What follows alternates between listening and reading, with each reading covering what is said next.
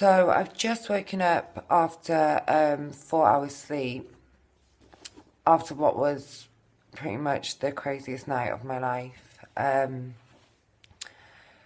It all kicked off when me and Shubo were on the way home from the registration centre and got flagged down by two girls because they could see a boat, a boat full of refugees, a rubber dinghy.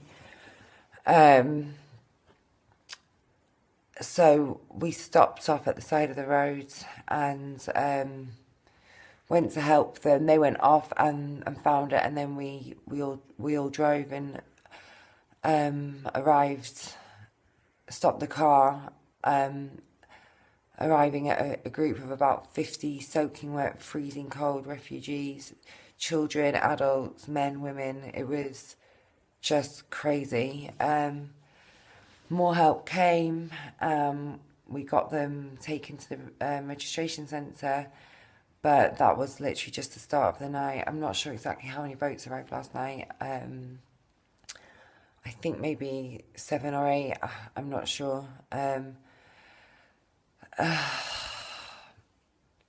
It was just so crazy. I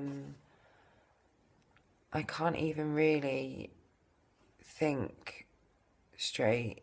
I'm just going to kind of summarize. So when we got to the refugees, we had luckily some supplies in the car, so like dry socks and trousers, and you have to change the babies first and the women, just making sure that they're dry because they wait for kind of like up to 2 hours for a bus to come, but you can't wait with them the whole time because then the next boat has arrived.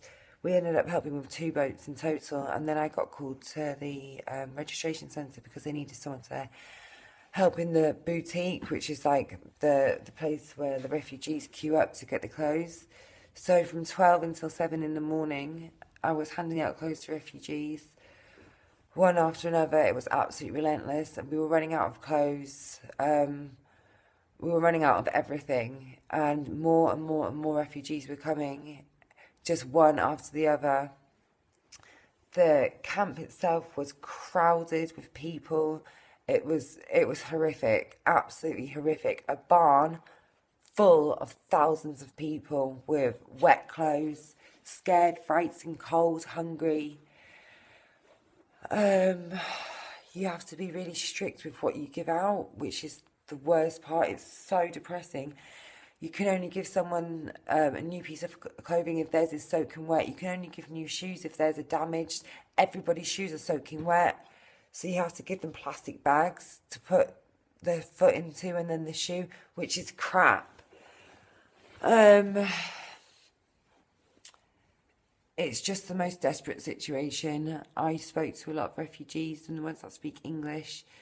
One of the things that I found the most depressing is that they think that as English people, this is what we want, this is what we've chosen, that we agree with what the government has decided.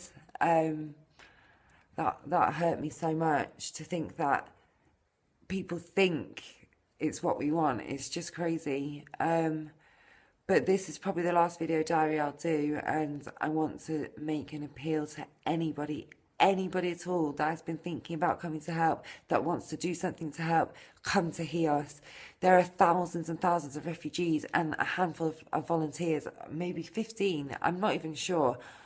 The ratio is just ridiculous. If we hadn't have been there last night, there's one UN person in the, one government, whoever they are, person in the boutique, and then 2 volunteers, and you need at least 3 people in the boutique. If we hadn't have been there, then people wouldn't have been able to get dry clothes. If the locals went out on the beaches, people wouldn't be able to get saved from the water and out of the boats. We need people. People need to come to this island. We need to raise awareness. It's so important. It's literally a matter of life or death. I'm going to get a shower now and head back out to the centre to help out. On the way there, me and Shuba are going to go and buy a load more tracksuit bottoms because there's no trousers to give people. Before I go, I just want to show you the scene from outside of my hotel room. This is literally the scene from outside of my hotel room.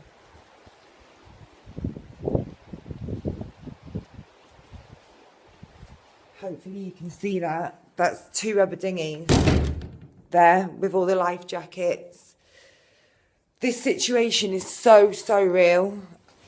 And so huge, and people are going to keep coming, and we need to help them.